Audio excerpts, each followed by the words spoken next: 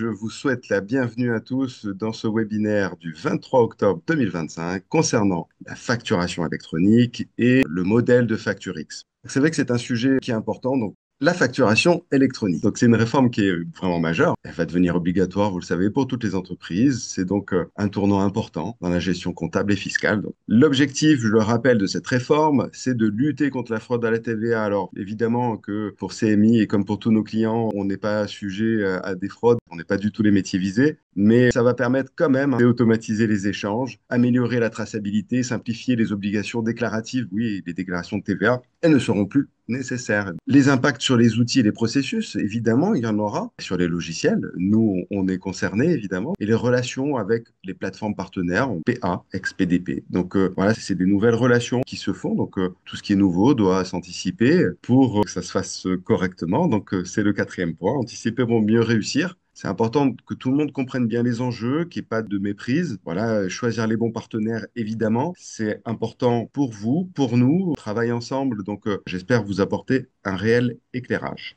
Rappel du calendrier. Nous sommes en octobre 2025 et normalement, il reste quelques jours encore à l'État pour faire la publication des spécifications techniques définitives. On ne les a toujours pas. Voilà, c'est les normes AFNOR qui doivent sortir. Décembre 2025, agrément définitif des plateformes agréées. Donc, les PA ou ex-PDP seront définitivement agréés. Pour l'instant, il n'y a pas de PA certifié.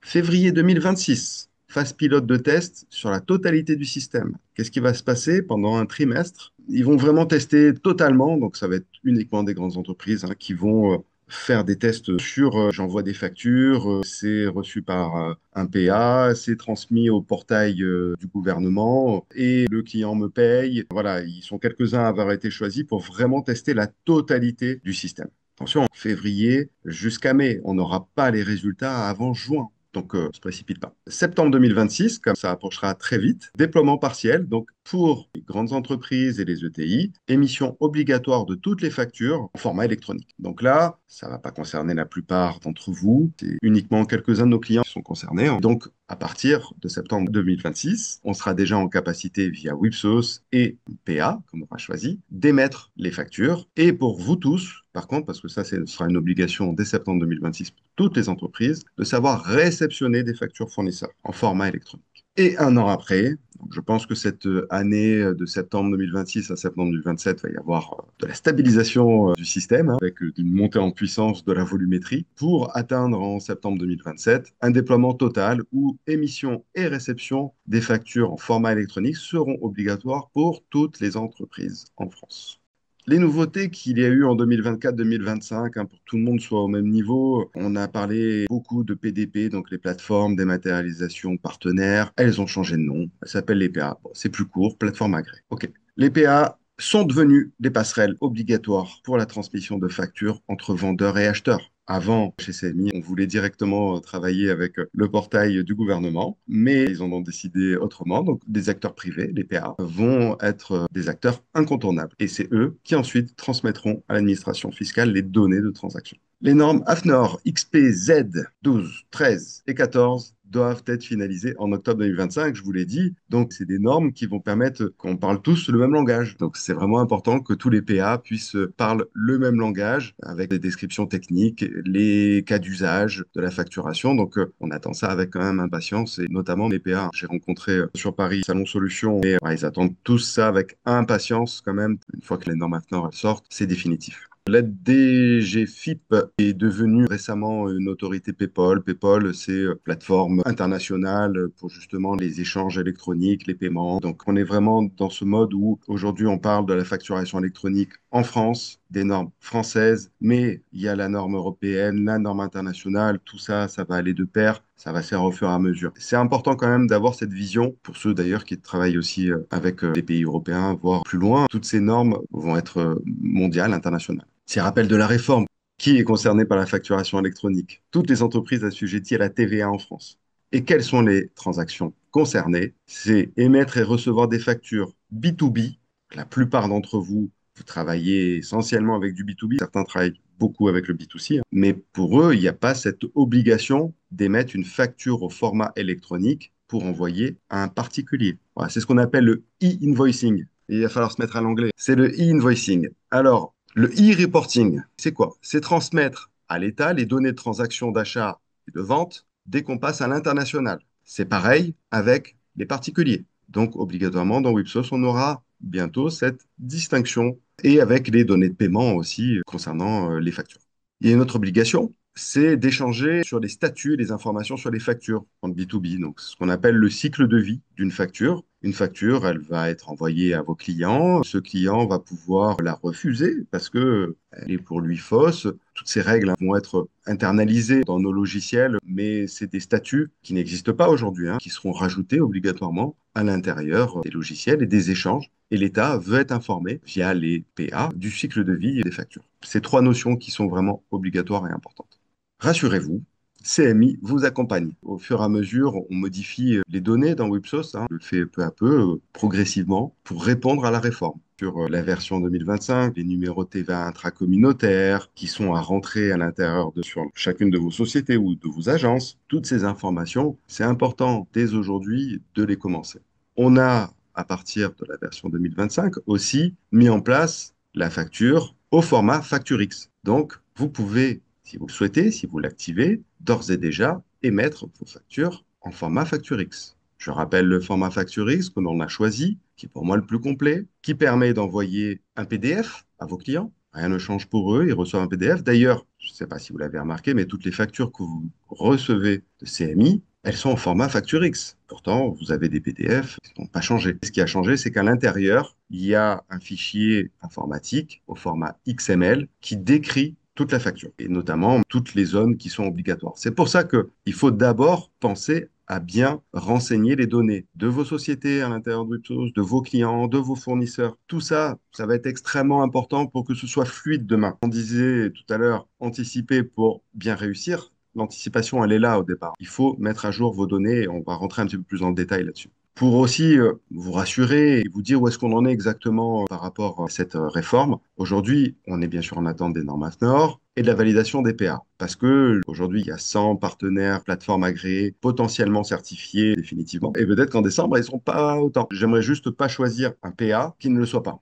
Mise en place progressive, donc dès début 2026, on va commencer à travailler sur les fenêtres, sur les choses qui sont obligatoires pour que tout rentre dans l'ordre au fur et à mesure. L'idée, c'est qu'on soit en capacité, dans un lot de 2025, sans attendre 2026, commencer à faire des tests avec nos plus gros clients qui, eux, dès 2026, devront aussi émettre des factures à partir de Wipsos en facture électronique. Et donc, au fur et à mesure, on va avancer. Il vaut mieux répéter les choses, donc nos conseils. Mettez à jour vos données, celles de vos clients, vos fournisseurs, manuellement ou grâce à l'API du gouvernement. Je vais m'arrêter là pour aller voir dans Wipsos. Vous pouvez le faire manuellement. Ici, si je fais sur du CMI, je vais en avoir. Là, je l'ai rentré il n'y a pas longtemps, donc c'est parfait. Donc c'est bien la Méditerranée d'informatique. Voilà, pour vous montrer comment ça fonctionne, je vais faire ça. Je vais modifier là. Je vais dire que ça s'appelle CMI. Voilà. C'est vrai que notre nom complet, la raison sociale, c'est pas CMI, même si ça marche. Donc, imaginons, là, je veux renseigner la véritable raison sociale de l'entreprise. Voilà, elle est là, qui est pas CMI. Je vais pouvoir ici décider et dire, tiens, je veux que tu remplaces le nom par la raison sociale. Et je veux que tu mettes à jour l'adresse, le SIRET et les coordonnées géographiques, parce qu'on les a aussi dans cette API. C'est une API qui vient du gouvernement. Et donc là, je vais enregistrer et ça va mettre à jour. Et là, ça m'a changé CMI en Méditerranée d'informatique. Voilà, c'est quelque chose de vraiment important d'avoir le bon SIRET de vos clients. C'est quelque chose qui est essentiel à partir de ce SIRET, ce qui va vraiment rendre unique l'entreprise, votre client. C'est pareil pour les fournisseurs. Il y a quand même quelque chose d'important sur vous, vos sociétés. On dit mettre à jour vos sociétés. C'est ici, vous savez, dans les paramétrages sociétés, intitulés sociétés, vous allez avoir les différentes sociétés que vous gérez à l'intérieur de Wipsos. Il n'y en a qu'une. Et c'est important d'avoir le numéro de SIRET, le numéro de TVA intracommunautaire, parce que c'est tout ça qui va remonter obligatoirement dans les factures électroniques. C'est des obligations légales. Ça va être les différentes sociétés, ça peut être aussi les différentes agences. Donc voilà, ça c'est vraiment pour moi les choses importantes. Vous pouvez aussi le faire en masse. Je mets des guillemets dans le en masse. Client, mise à jour des SIRET. Vous allez pouvoir voir aussi ici l'ensemble de vos clients Je suis pas obligé de mettre une date ici au départ, mais là, jusqu'à aujourd'hui, je veux voir tous ceux où j'ai des dates de modification. Donc, on va pouvoir, à partir d'ici, je vais mettre un chiffre. Et là, obligatoirement, j'aurai une date de modification. Ça permettra quand même de visualiser, de savoir au fur et à mesure du temps s'il y a des clients qui sont ou pas avec le bon SIRET et depuis combien de temps je ne l'ai pas fait. Donc, au fur et à mesure, on va vous apporter ces outils-là pour que vous puissiez avoir cette vision globale. Voilà, peut-être on l'automatisera de plus en plus, mais pensez déjà à mettre à jour vos données, clients, fournisseurs, les vôtres. Je pense que le message est bien passé. Sur la facture X, voilà, si vous souhaitez la mettre en place d'ores et déjà, je vais aller dans Administrateur, Facturation, Dématérialisation des factures. Voilà, c'est ici, activer la facture X. Pour cette dématérialisation des factures, la GED est obligatoire, la GED des factures est obligatoire. Ça veut dire que toutes vos factures ensuite seront en base de données. De toute façon, c'est une obligation. Voilà, pour ceux qui ne le sont pas, il faut le faire. Je dirais, il faut passer à la GED. De toute façon, Wipsos, vous le savez, depuis la version 2025, on a vraiment bien amélioré la GED bureautique. Je pense que c'est un tout. L'archivage des factures, ça fait partie de la réforme aussi. Clairement, une facture qui sera émise, qui sera une facture électronique, sera donc transmise à un PA et transmise à l'État, ne reviendra pas dessus. Je vais revenir sur le PowerPoint. Voilà, mettre à jour ces données, c'est vraiment pour moi aujourd'hui votre travail et il faut le faire. Identifiez vos flux de factures en volumétrie. Combien de factures vous avez en réception de vos fournisseurs et combien vous en émettez. D'ailleurs, on va vous questionner, donc là, novembre, on va envoyer à tous nos clients un questionnaire. Alors, pourquoi? Parce que, après avoir tergiversé et parlé quand même à beaucoup de PA, potentiellement nos futurs partenaires, ce qu'on va vous proposer chez CMI, c'est nous-mêmes d'être marque grise pour une seule et bonne raison, qu'au départ, on était parti sur le fait qu'on allait se connecter avec un partenaire et que si nos clients souhaitaient travailler avec ce partenaire, on mettait en relation avec ce PA et chacun de nos clients décidait de travailler avec ou pas. Simplement, les prix sont fou. Sur les études pour l'instant qu'on a menées, on est entre du 35 centimes jusqu'à quasi 60 centimes par facture. Et donc, ce que vraiment je souhaite faire, c'est qu'on bénéficie tous ensemble du volume de tous les clients CMI pour négocier des prix. C'est pour ça que j'ai besoin de réaliser une enquête auprès de vous pour savoir quels sont vos volumes, pour savoir aussi si vous avez déjà choisi un PA ou pas.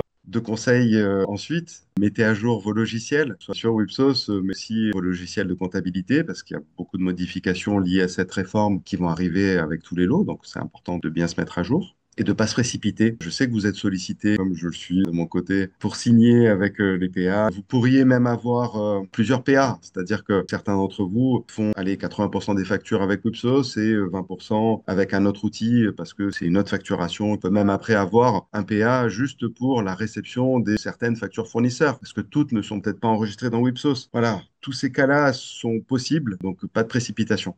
Merci à vous en tout cas, merci à tous. À bientôt, bonne journée, au revoir.